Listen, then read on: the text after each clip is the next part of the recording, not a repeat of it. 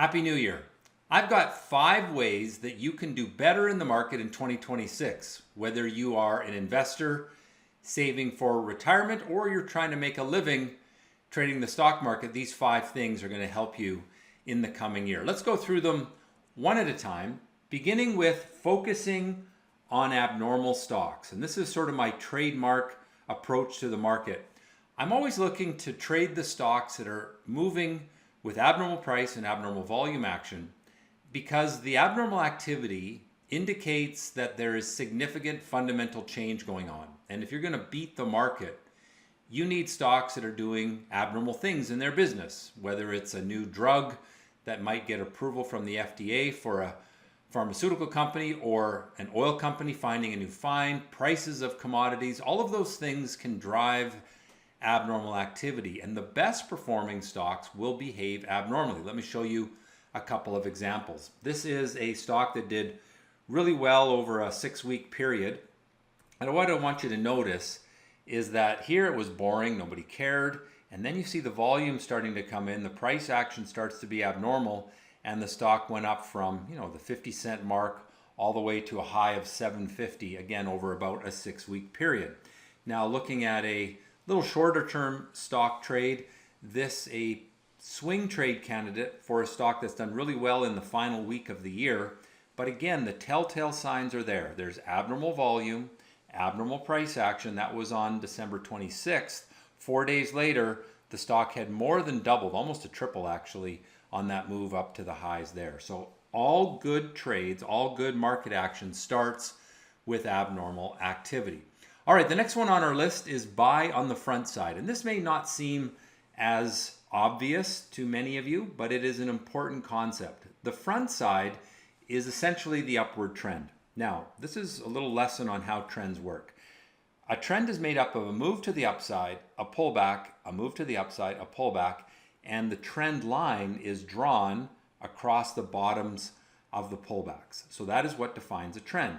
Now, once that line is broken, you move from the front side, which is inside the upward trend, to the back side. And you remain on the back side until you move to a new high again. And at that point, you can draw a new trend line, which is now defining the upward trend, and you're back on the front side. So you're always on the front side if you are above the upward trend line.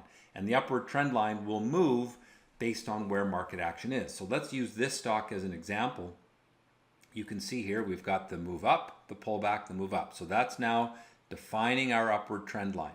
And once we break that upward trend line here, we are on the backside, and you never want to be trading a stock when you're on the backside.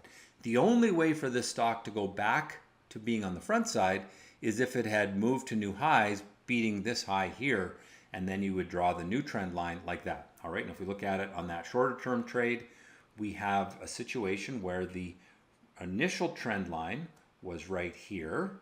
That was broken there. So now you're on the backside. But then you break to new highs there, and now we draw a new trend line like this. And you're on the front side again from sort of this point forward. Then we broke the upward trend line again, so we're back on the backside. You want to avoid the stock when you're on the backside, once you've broken the upward trend line. Next one, plan to lose. Now, as traders, we are always interested in making money, obviously. But the best traders, the best investors, don't take big losses. They plan to lose by determining their exit point, their stop loss point, when they enter the trade. And it's very important, because if you let a small loss grow into a big loss, then your winners just have so much more to do to pay for the losers. So every time I take a trade, I always establish support on the chart based on what I call inflection points. So let's take a look at those charts again. So if we were buying this stock here, our last inflection point, our last low point before the stock started to go up was there. So the difference between that two is our risk. And if the stock were to fall back below this line, we would be out. Now, if we bought here, then our stop loss point is going to be there, because that's the last point where the stock stopped going down and started going up. So that is our floor. If we were to buy here, we could put a floor there. If we're buying here, we could put a floor there. We're always using the inflection points for our floors. And once an inflection point is broken like it was there, it's time to exit and look at what it kept you out of the big move to the downside. Let's do it on this one here. So there was a buy point in here when it broke from sideways trading, and so our floor was there. If we bought the break of pullback right here, our floor is there. If we bought this break of pullback, our floor is there. You're always planning to lose. If you go below your floor, then you need to get out. So our last floor is this one. It's broken here, exit, and then you can always buy it back. There's a new entry there with a new floor there. We're just touching that floor now. All right, let's move along to our fourth on the list. Don't chase FOMO, the fear of missing out. The fear of missing out is one of the most destructive forces in trading, and if you succumb to it, you are going to pay a heavy price. So how do we know when we have FOMO? Well, the simplest way is to avoid stocks that are overbought. Now, if we go back to drawing our trend line, let's draw a trend line like this, and then let's draw a steeper one like this. Anytime we run up and away from the trend line, so here, even here, certainly up here, when we're far above the trend line, it means that buyers are emotional. They're chasing the stock to the upside. And the thing that motivates buyers to chase stocks to the upside is the fear of missing out. It's much harder to buy the stock when you pull back to the trend line, at least harder emotionally, but it's much better. Chasing the stock when it seems like it can do no wrong is dangerous because there's a long distance down to the trend line, and you'll tend to get stopped out or certainly get whipsawed out of the trade. So you want to avoid FOMO. So let's do it on this one. Start by drawing the trend line, and the trend line's always moving, right? There's always new trend lines based on where our inflection points are. But when we are far above the trend line, that's the danger zone. Far above the trend line, look what happens. Pulls back to the trend, pulls back to the trend. Obviously, it's going to be much better to buy the pullback to the trend line and the break of the pullback than it is to chase the stock when it's running away from the trend line and you are full, or the market is full, of the fear of missing out.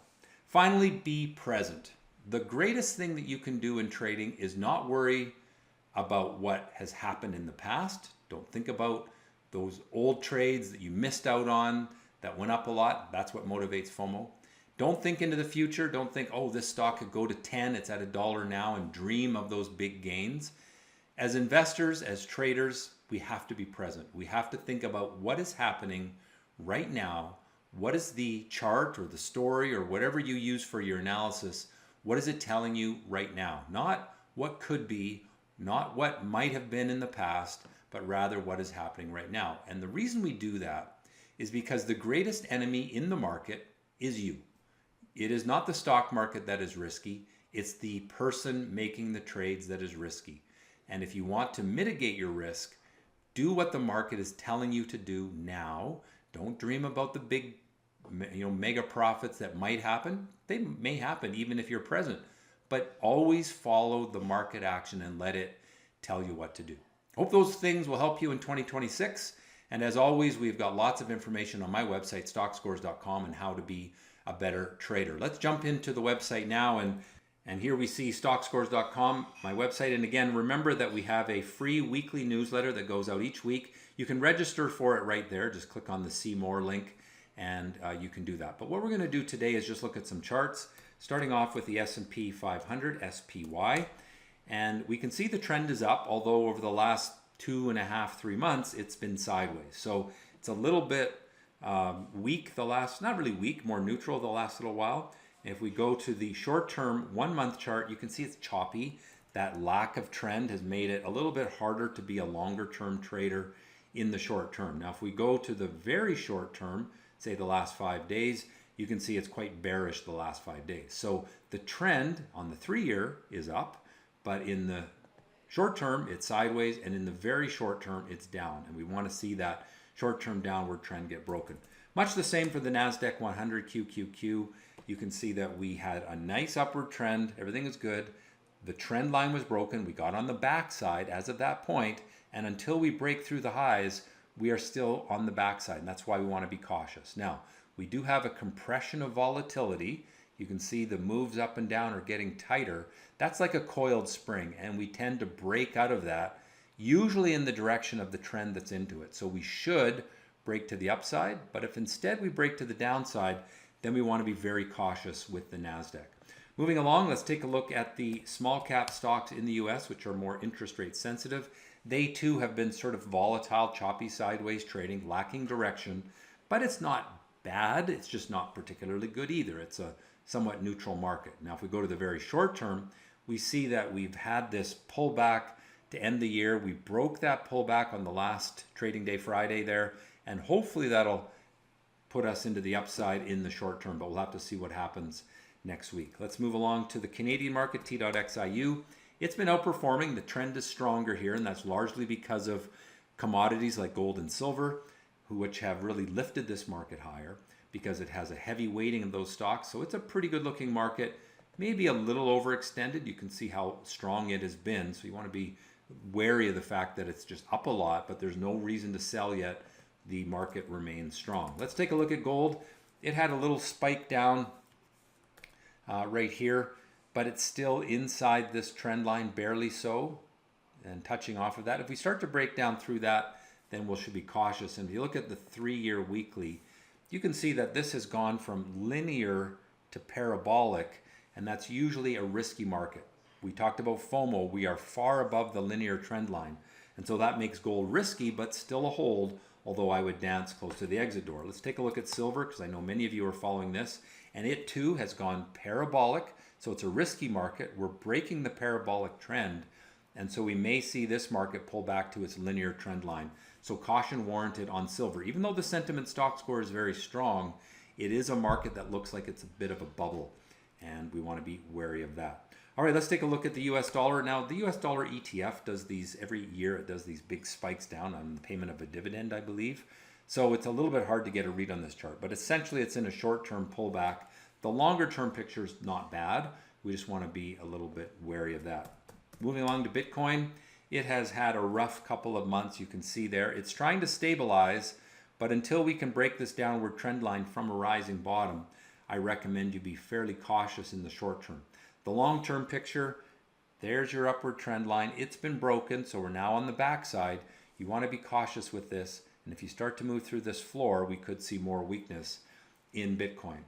Finally, the chart we're going to look at here is TLT, which is the bond market, and you can see it's been sliding lower. That means the market expecting interest rates to remain somewhat elevated, and that's a bit of a negative for the stock market overall. Looking at the 3-year chart, however, we're not particularly bad. The last year, we've basically been in this sideways trend as opposed to the downward trend that we were in leading into 2025. But we need to start to see some rising bottoms build and move to the upside. There's a lot of work to be done in the bond market. So my ratings then, neutral on both time frames for the US large cap and NASDAQ, small cap neutral, but longer term bullish. It is looking a little better in the longer term. Canadian stocks bullish on both time frames. Gold and oil neutral in both time frames. US dollar bearish in the short term, long term neutral. Bitcoin neutral on both time frames, but you could almost be a little bit negative in the short term there. And bonds bearish and neutral. All right, now we're going to look at the trade of the week, and this is another example where we can take our 5, sort of things to do in 2026 and apply them to a stock that had a good run on Friday. This is BNAI, and there's a few things to highlight here. First of all, the abnormal activity started early in the day. That's what caught my attention and the attention of all of my participants in the active live service on Stockscores.com. And so we knew that that stock was worth trading, and we had a few opportunities on it. But what I want to highlight is, yeah, there's some buy points in here, but the upside trend was broken there, and that's where we moved from front side to backside. And once you're on the backside, look what happens. The stock just gets dead. Until you can break to new highs and establish a new trend line, you need to be pretty cautious when you're on the backside.